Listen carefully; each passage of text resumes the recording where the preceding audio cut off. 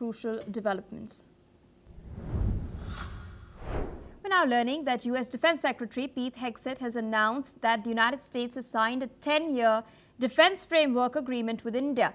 The agreement, signed with Indian Defense Minister Rajnath Singh at the ASEAN Defense Ministers meeting in Kuala Lumpur, is now seen as a significant step towards regional stability. It also aims to enhance coordination, information sharing and technological cooperation as well. The meeting followed recent tensions over U.S. tariffs on Indian goods, which led India to pause U.S. defense equipment purchases as well. The two sides are expected to discuss India's future military hardware plans as well. That is not all. The both leaders have also made some remarks. Let's listen in to what they've had to say. I'll just say real quick, I want to express the gratitude to the Minister Singh, for his time, for the partnership we have with India. It's one of the most consequential, the U.S.-Indian relationship in the world. And our strategic alignment is built on shared interests, on mutual trust, and a commitment to a secure and prosperous Indo-Pacific, which is precisely the conversation we had. It was the world's oldest democracy and the world's largest.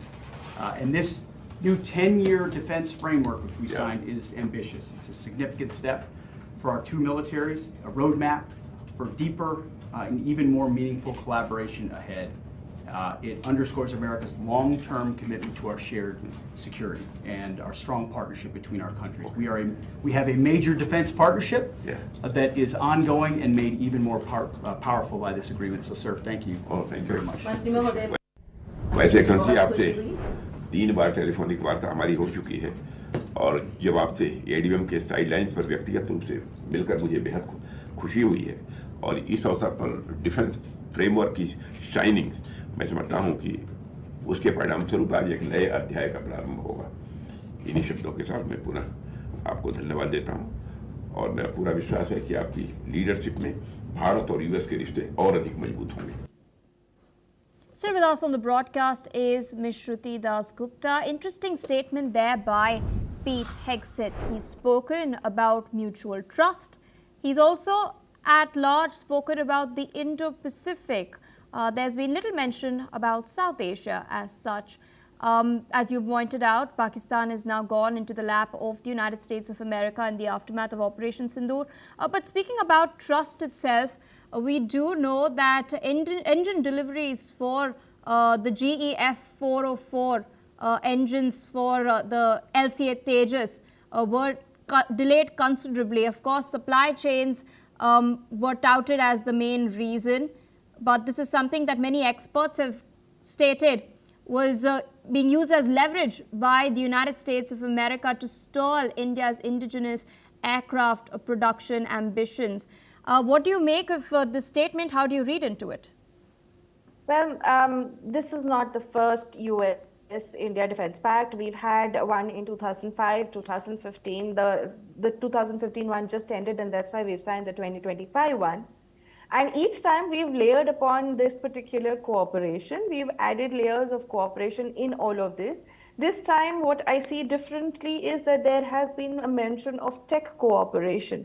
So I do not know at what level the tech transfer will be there, but there have been mention of tech cooperation, AI-driven tech development, co-sharing of information regarding that. We also know that while Pakistan is sitting there and guiding a lot of US conversations, Pakistan is only relevant for CENTCOM for USA. It is not relevant in terms of Indo-Pacific. For the Indo-Pacific to govern the expansionist ideas of China, they need India very, very badly. And hence, this cooperation had to be signed. And for me, what I noticed is that put in the compact that was part of February 2025 conversation, also as part of this US Defense Pact, which basically shows that a little bit of defense trade has also been included into it, with focus on supply chain management as well as assurances from both sides that they need to work together. Because an expansionist China is not good for India. Although we have the RIC Trioka kind of Russia pushing that ideology, which would probably destabilize USA's hegemony worldwide. But India finds itself very uncomfortable with China, despite having civilizational dialogues with them going back millennia, if not centuries. So it is difficult for us to find ourselves at not in a very friendly and trustworthy space with a neighbor and a civilizational nation as China. We would like to build upon it, but we will only put our money behind those desires and wishes once we realize that it does not pose a threat to India, and China has not proven itself as such. So USA needs India to control the Indo-Pacific, and that is why this deal has come forth. It has been layered upon, new cooperations has been added, new exercises will be conducted, joint military cooperations will be part of it. But in an overall capacity, from what I understand, it is just a renewal of what has already happened. It is a new chapter, yes, but how big a leap it is yet to be seen. Indeed, as you've mentioned, the pact between the two countries is expected to deepen military interoperability, enable the seamless use of each other's bases as well, logistics and maintenance facilities. It will also include, as you pointed out, using artificial intelligence, development of next-gen projects in drones and AI-based warfare. But at this point, can the US, and really does it augur well for the United States to look at India as a partner only through the Indo-Pacific concerns and then completely brush aside what's taking place between India and Pakistan and just focus on Pakistan and using it in order to draw its own advantages in the CENTCOM? Does it risk alienating India over there?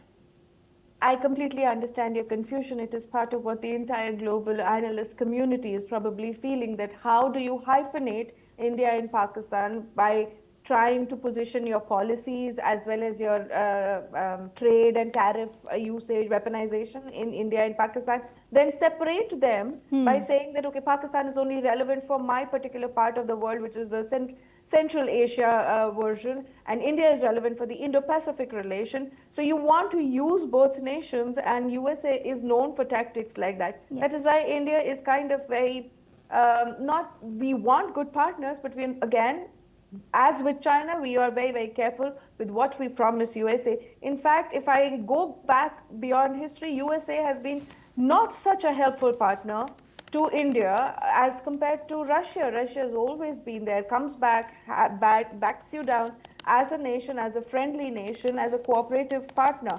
But on the other side, USA always picks Pakistan's side because it feels that its interest in the CENTCOM is much more important than its interest in the Indo-Pacific. While countering China is important, controlling the oil barons and all the other conflicts in the Middle East seem to be of more importance. So when they are asked to pick between the two, they always go towards the Pakistani side. And that's why India needs to be a little more cautious. There is a use of military base, but I do not know to what extent, because the entire details of it is not available to me, but I wish I do get my hands on that particular piece to understand exactly how much are we giving in or are we getting in return of usage of bases. Are we be using US military bases in Indonesia, in the other places to counter China, or is it the other way around? Does US get access to Indian bases? So I'd like to know how deep is this particular military base cooperation, because it does tend to make it difficult in an India-Pakistan equation.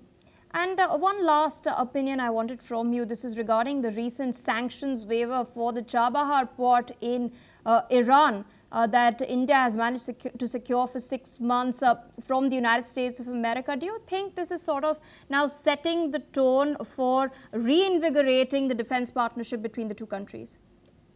It is, and they have probably realized that it is not very easy to make India bow to their terms, because the Indian market, though they tried to manipulate the tariff partnership, they found that the Indian market is very self-sufficient, even though we have loss of FDI, foreign direct investors, we have FII problems, we've had tariffs levied on it, but we still survived and we are still racing ahead. So instead of missing out on this great train of India's progress, it is better to cooperate and give a little before you ask for more.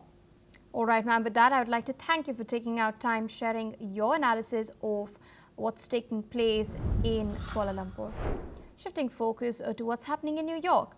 Heavy rains have hit New York City, claiming at least 2 lives and causing widespread flooding. New York's Mayor Eric Adams has stated that a record rainfall has taken place for just a span of 10 minutes. Central Park saw 1.85 inches of rain, while LaGuardia and Newark airports recorded over 2 inches, disrupting flights. Authorities have reported flooding across the city and have issued coastal flood warnings for the Bronx, Brooklyn and Queens. Officials are also urging residents to stay cautious as cleanup and recovery efforts continue. Well, viewers,